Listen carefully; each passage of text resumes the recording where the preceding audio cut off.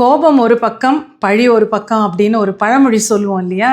அந்த மாதிரி சில எக்ஸாம்பிள்ஸ் இப்போ நிறைய நான் பார்த்துக்கிட்டு இருக்கேன். ஒரு உதாரணம், ஒரு இளைஞர். அவருடைய பிரச்சனை என்னன்னா, திடீர்னு ஒரு நாள் வீட்டுக்கு வராரு. அவருடைய தங்கை என்கிட்ட பேசினது இது. வீட்டுக்கு வராரு, அவர் கல்லூரியில படிச்சிட்டு இருக்காரு. வீட்டுக்கு வந்த உடனே அங்க தங்கையும் அம்மாவும் தான் இருக்காங்க. அப்பா இல்ல. சாயந்தர நேரம் உடனே போட்டு அம்மாவை ஒரு திட்டு, தங்கைய ஒரு திட்டு. நீங்க எல்லாம் என்ன லாயக்கே இல்ல, நீங்க எல்லாம் பொம்பளைங்களா, அந்த பொம்பளைங்களே இப்படிதான் அப்படி இப்படின்னு எதுக்கு திட்டுறாருன்னு இவங்களுக்கு புரியாத அளவுக்கு ஒரு திட்டு. இவங்க அப்படியே ரொம்ப ஒரு யோசனை தானே வரும், எதுக்கு திட்டுறாங்க, நம்ம கோவப்படுற மாதிரி ஒண்ணுமே பண்ணலையே, வெளியில இருந்து வீட்டுக்கு வந்து ஏன் திட்டுறாங்க. அதே மாதிரி இன்னொரு எக்ஸாம்பிள், ஒரு மனைவி என்கிட்ட ரொம்ப சொல்லி வருத்தப்பட்டது. அவங்களுடைய கணவர் ஆபீஸ்ல இருந்து வீட்டுக்கு வந்த உடனே பயங்கரமான திட்டு, குழந்தைங்களையும் திட்டி இந்த அம்மாவையும் திட்டி, எதுக்கு கோவப்படுறாருன்னே இவங்களுக்கே புரியல. ஏன்னா எதுவும் நடக்கல, ஒண்ணுமே இல்லை. அப்புறமா விசாரிக்கும் போது என்ன தெரியுது, அந்த இளைஞர் கோவப்பட்டது எதனாலன்னா அவருடைய ஃப்ரெண்ட் காதலி அவங்களோட பிரேக்கப் ஆயிடுச்சு அவருக்கு. அதை அவரால் தாங்க முடியல.